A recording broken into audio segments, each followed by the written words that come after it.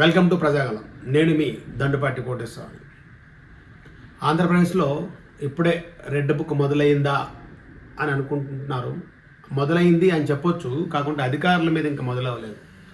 ఎవరైతే రాజకీయ నాయకులు దేవినేని అవినాష్ దుబాయ్ పారిపోదామని చూస్తే హైదరాబాద్ నుంచి ఎయిర్పోర్ట్లో లుకౌట్ నోటీసులు ఉండడం వల్ల ఆయన వెనక్కి పంపించడం జరిగింది. అలాగే నిన్న సిఐడి ఆఫీస్కి జోగి రమేష్కి పిలిపించారు. ఎందుకంటే ఆయన చాలా విషయాలు అంటే దిత జుట్టు అందకపోతే కాలు అన్నట్టు మాట్లాడతాడు. జోగి రమేష్ ఎంత రౌడీ షీటర్గా ప్రవర్తించాడో అప్పుడున్న మంత్రివర్గం ఉన్నప్పుడు చూడండి. పెడదామనా ఎంతకాలం పాటు కులాన్ని తాకట్టు పెడతారు మీరు? కుల సంఘాలుగా వచ్చిన మీ పెద్దలను కూడా అడుగుతా ఉన్నా, ఇక్కడ స్థానిక శాసనసభ్యుని అడుగుతా ఉన్నా, కులాలు కూడి పెడతాయా? మన కులం మనం కాపాడుకుందాం, కానీ కులాన్ని రెచ్చగొట్టే కార్యక్రమం, ప్రభుత్వం మీద బురద జల్లే కార్యక్రమం. ఒక బలహీన వర్గాల వ్యక్తి జోగి రమేష్ కృష్ణా జిల్లాలో అంచెలంచెలుగా ఇంతకుముందు ఏమన్నాడు, ఎంతకాలానికి ఈ కులాలు కూడి పెడతాయా అంటే అప్పుడు అవసరం లేదు, మంత్రి పదవి వచ్చింది. రామకృష్ణ అప్పుడు అమర్నాథ్ గౌడ్ చనిపోయాడు. ఒక పిల్లాడిని పెట్రోల్ పోసి తగలబెట్టారు పాపము. ఆ రోజు గౌడ సంఘాలు అందరూ కూడా ఒక మంత్రిగా ఉన్నాడు, మన కులానికి సంబంధించి ఎంతైనా సాయం చేస్తాడు అనుకుంటే ఆ రోజు ఆయన మాటల ఎంతకాలం కుల సంఘాలు కూడిపెడతాయా అని. ఈరోజు ఆయనకి నొప్పి అనిపించింది. అసలు ఎందుకు అంత అగ్రిగోల్డ్ మీద ఆ కొడుకు ఎలా మాట్లాడాడు? ఎవరికైనా పిల్లలే మళ్ళీ బెదిరిస్తూ మాట్లాడుతూ ఉన్నటువంటి తప్ప ఎక్కడ తప్పు చేసావని ఇది అవ్వదు, ఫీల్ అవ్వడు. అసలు ఆయన ఆ రోజు రౌడీ సీట్లు అంటే ఎన్ని కార్లతో వెళ్ళాడు. ఒకసారి విందాం. హర్షించాల్సింది పోయి మీరు మా మీద కక్ష కట్టి మమ్మల్ని జైలు పాలు చేస్తే మీరు ఆనందం పొందుతారు. ఏంటి దుర్మార్గం? ఆ రోజు కొల్లు రవీంద్ర, అచ్చెన్నాయుడు వీళ్ళందరూ బీసీలు కాదా? ఈయన ఒక్కడే బీసీ గౌడ కులానికి చెందినవాడా? మిగతా వాళ్ళందరూ వేరే బీసీలు కాదా? ఇప్పుడు మళ్ళీ రెచ్చగొట్టే ప్రయత్నం చేస్తున్నారు అని అంటాడు. ఇంకో వీడియో చూద్దాం. అసలు ఎందుకు ఈరోజు సిఐడి ఆఫీస్ చూడండి.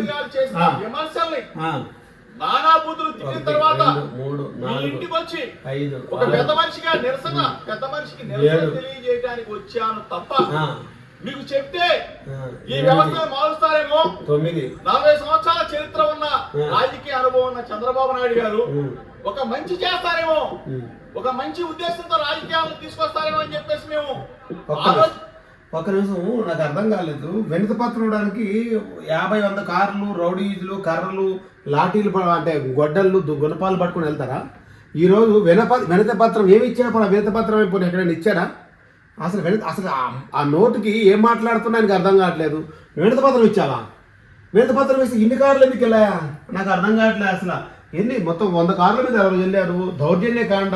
ఒక 3 సంవత్సరాల ముఖ్యమంత్రి చేసిన 40 సంవత్సరాల అనుభవం ఉన్న రాజకీయ నాయకుడి దగ్గరికి ఇన్ని కార్లు తెల్లి ధ్వంసం చేసి ఇంటి మీద దాడి చేసి మళ్ళీ ఏమంటాడు వెనుక పత్రం ఇవ్వడానికి? అసలు వెనుక పత్రం చేతులు ఎక్కడ ఉంది? ఆ రోజు కొన్ని ఎక్కడైనా చూద్దాం చేశాం. కానీ దయచేసి ఇటువంటి దుర్మార్గాలకి ఒడి కట్టవద్దు చంద్రబాబు నాయుడు గారు.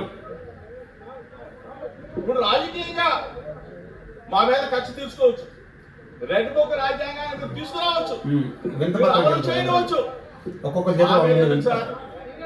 మీరు 5 కోట్ల మందికి ఇచ్చిన ప్రజలకు ఇచ్చిన వాగ్దానాలను ఆలోచించండి సార్.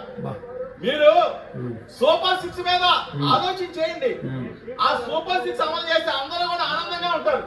అంతేగాని డైవర్షన్ పాలిటిక్స్ చేస్తూ అభంశుభం తెలియని పిల్లల మీద ఏంటి సార్ ఇది? దయచేసి మీకు కూడా పిల్లలు ఉన్నారు, బెదిరింపు కూడా పిల్లవాడు ఉన్నాడు, ఇంటికి మా ఇంటికి నీళ్లు కూడా అంతే. ఏం చుట్టూ తిరిగి దూరం అవుతుంది. జోగి రమేష్ అర్థం కాదు. పార్టీ యావత్తుకు చెప్తా ఉన్నా, ఒక బలహీన మళ్ళీ బెదిరింపు జోగి రమేష్ కృష్ణా జిల్లాలో అంచెలంచెలుగా ఈయన చుట్టూ నేను గౌడ కులం అని చెప్తాడు. నేను చుట్టూ గౌడ కులాలు ఎంతమంది ఉన్నారు? నేను 3 సార్లు కలిశాను. ఎప్పుడు కలిసాము ఏంటి? ఆయన పలకరింపోయింది ఏంటి? ఆయన చుట్టూ క్వార్టర్ ఎవరున్నారు? గౌడ్లకు సంబంధించి ఉన్నారా, లేకపోతే ఈయన కన్వర్ట్ అయినాడు వాళ్ళు ఉన్నారా? అసలు ఎవరున్నారో అది అర్థం కాలేదు. చాలా మంది కూడా ఆయన దగ్గరికి వెళ్ళడం మానేసారు. చాలా మంది ఒక గౌడ కులస్తుడు ఎదిగితే హర్షించాల్సింది పోయి మీరు ఇది ఇది జోగి రమేష్ అసలు రౌడీజం ఇంకా చేస్తున్నాడు. ఆయన భయం లేదు. పార్టీ మారింది, అసలు నేను తప్పు చేశాను, అయినా నాకేం చేయలేరు, వీళ్ళేం చేస్తారు, నా కొడుకుని అరెస్ట్ చేస్తే ఏం చేస్తారు, నీ కొడుకుని అరెస్ట్ చేయడానికి కారణం ఏంటి అనేది లోకేష్ చెప్పడం జరిగింది. తప్పుడు పత్రాలు సృష్టించి అగ్రిగోల్డ్ భూములను మీ పేరు మీద రాసుకొని మీ పేరు మీద మళ్ళీ దొరికిపోతారని చెప్పి వేరే వాళ్ళ పేరు మీద ట్రాన్స్ఫర్ చేయించుకొని అది 8 కోట్ల రూపాయల ఆస్తిని మీరు దోచుకున్నారు. దాని మీద ఇప్పుడు కేసు నడుస్తుంది మీ అబ్బాయి మీద, మీ బాబాయ్ మీద. ఇప్పుడు నీ పరిస్థితి ఏంటి? 100 కార్లతో వినతపత్రం ఇవ్వడానికి వెళ్ళావు కదా, ఆ వినతపత్రాలు 100 మంది దగ్గర ఉన్నాయా, ఎంతమంది దగ్గర ఉన్నాయి? నీ రౌడీయిజం ఏంది, నీ గుండాయిజం ఏంది? ఈరోజు మళ్ళీ సమర్థించుకోవడం, మళ్ళీ బెదిరింపు. నాకు కొడుకున్నాడు, నీకు కొడుకున్నాడు, నా ఊరికి నీ ఇల్లని దొరవ, నీ ఇల్లుకి నా ఇల్లని దొరవ అంటే బెదిరింపు. ఇంకా కేసులన్నీ రేపు 20వ తారీఖుతో ఆయన అరెస్ట్ చేయొద్దని చెప్పి హైకోర్టు చెప్పింది. 20 తర్వాత ఏం చేస్తారు అప్పుడు తెలుస్తుంది. అర్థమైందా? జోగి రమేష్, నువ్వు చేసిన అల్లర్లు అరాచకాలు ఇంకా చాలా ఉన్నాయి. టైం పడుతుంది అనుకుంటా, టైం ఏం లేదు, అంతా ఈ నెలలో అయిపోద్ది అనుకుంటున్నా. ఇకనైనా ఎవరైనా సరే, ఏ పార్టీ అయినా, తెలుగుదేశం అయినా, కాంగ్రెస్ అయినా, వైసీపీ అయినా, ఎవరైనా సరే పార్టీలో పదవి అనిపిస్తున్నాం కదా అని చెప్పి ఎదుటివాడిని తిట్టడం, ఎదుటివాడిని విమర్శించడం, ఎదుటివాడిని కొట్టడం చేసుకుంటే ఇదంతా సరిపోదు. ఒకసారి బాగా ఆలోచించి గమనించి జాగ్రత్తగా ఉండాలి. రాజకీయ నాయకులు వాళ్ళు వస్తారు పోతారు, మీరు అక్కడే ఉంటారు, మీరు జైలుకు పోవాల్సిన పరిస్థితి వస్తుంది. ఇక ముందు అందరూ జాగ్రత్తగా ఉంటారని మన ఛానల్ కోరుకుంటున్నాం. అందరికీ నమస్కారం.